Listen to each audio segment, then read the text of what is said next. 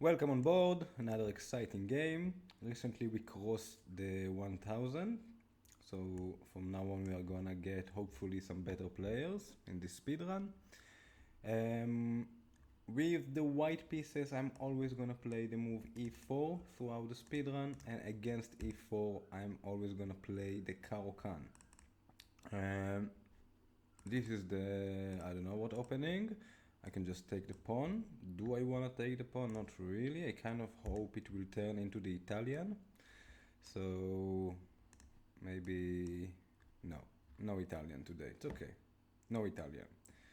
So what I want to do is maybe play c3 d4 and strike in the center. I will castle very soon.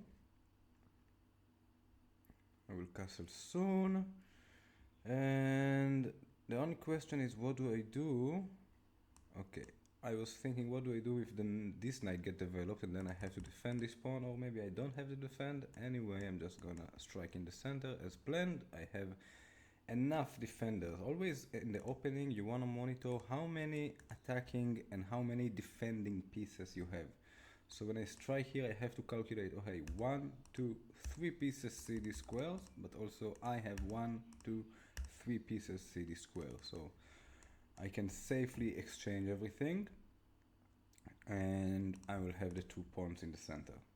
That was the point. Now the opponent should give me a check, probably. I will block, and then they would need to develop the knight. That's what I would do.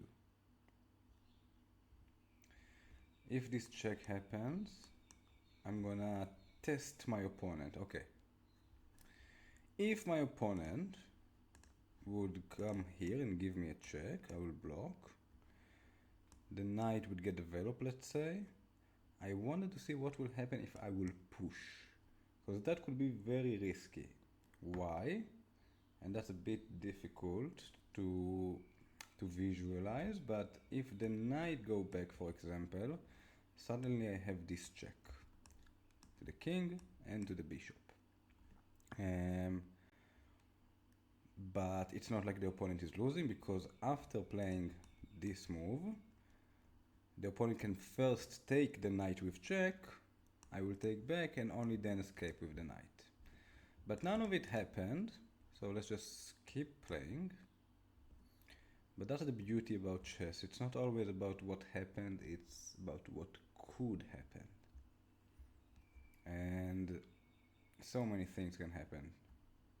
Actually, probably the best move would be, yeah, now it's too late, but instead of castling, I could probably play this move, threatening check. Now it's too late, let's pin the knight. Yeah, I'm not gonna take. I'm gonna maintain the pressure. Okay. Now we are definitely gonna have a nice game. A nice imbalanced game. The opponent can take. Might be a free pawn, but also it's gonna help me to start my attack. So let's say take. Okay.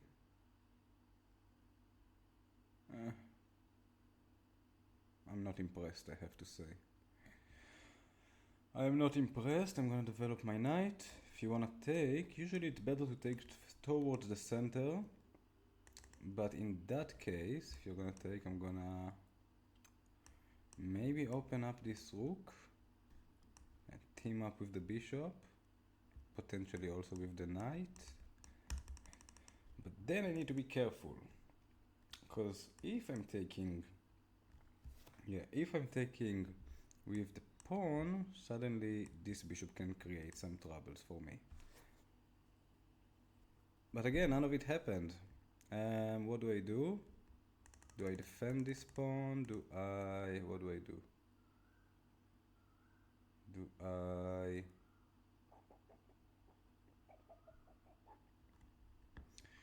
Maybe now I can play this move.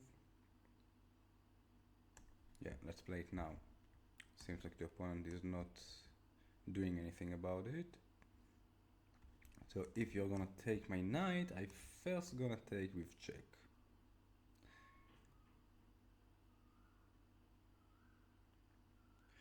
So far I like this game.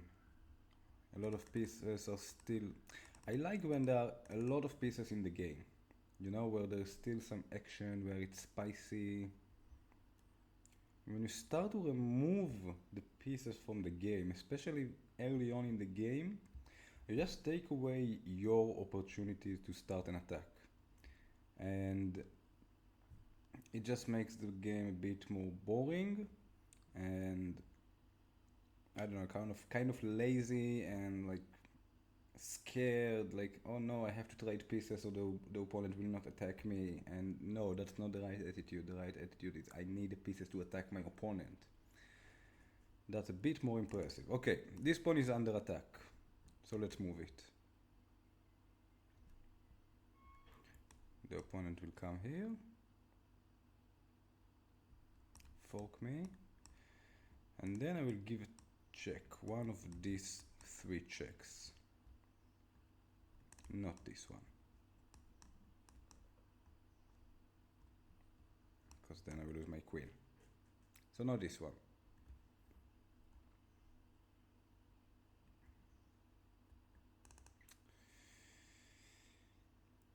The thing is, it's better for me, this position, because I castled my king.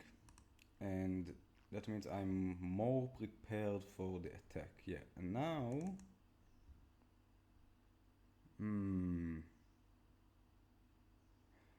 Now I need to be careful. Maybe this check. Block, block. Let's do it. Check. Block, take, take. I need to stay around to defend my bishop. So maybe check. If you bring the bishop back, I bring my bishop here. Let's do that. I prefer to exchange this bishop for this bishop than this bishop for this knight, because now this knight is kind of lame because it's stuck on the edge of the board. So okay,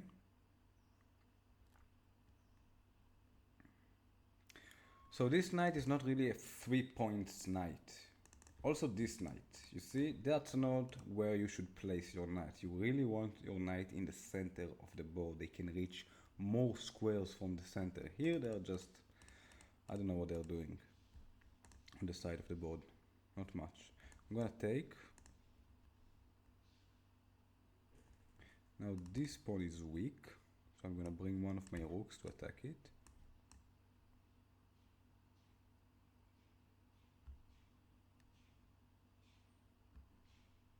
Why is this pawn weak? Because this pawn just moved. So now this one is weak. What happened? Okay. So now I'm gonna bring a rook. I really want my opponent to take my bishop now, because then I'm not gonna capture back. I'm first gonna capture here. Okay. What I wanted to say is if the opponent capture, I capture with check and then capture the knight.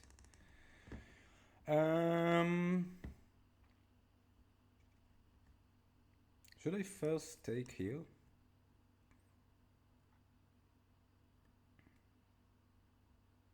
No, it's a bit too dangerous.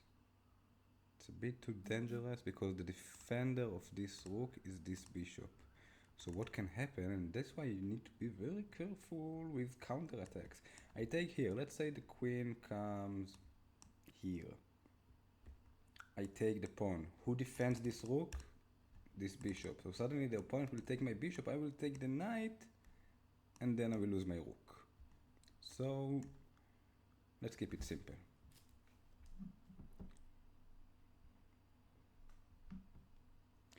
Let's keep it simple. Now probably the opponent should take my bishop. Otherwise, I will take this pawn. Okay. Oh, but now this one. Oh, wow. Do I defend this pawn? Or do I take this?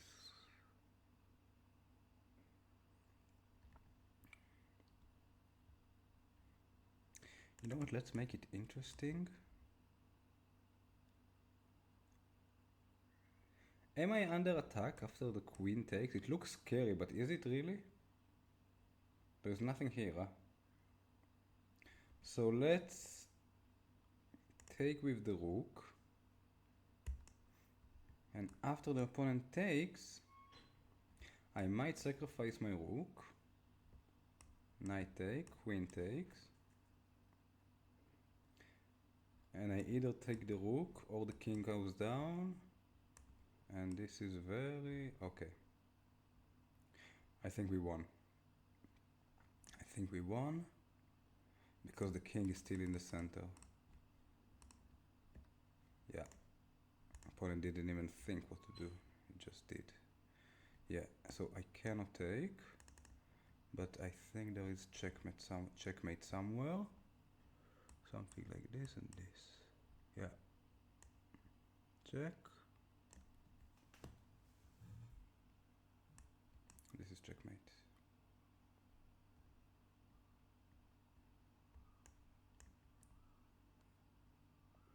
Beautiful. That was beautiful. I love this game. This game was beautiful, and the reason it was kind of a quick win is because my opponent never castled. And if you never castle, first of all, your king is very exposed to my attacks, and you see I can even sacrifice a rook in order to open up the lines.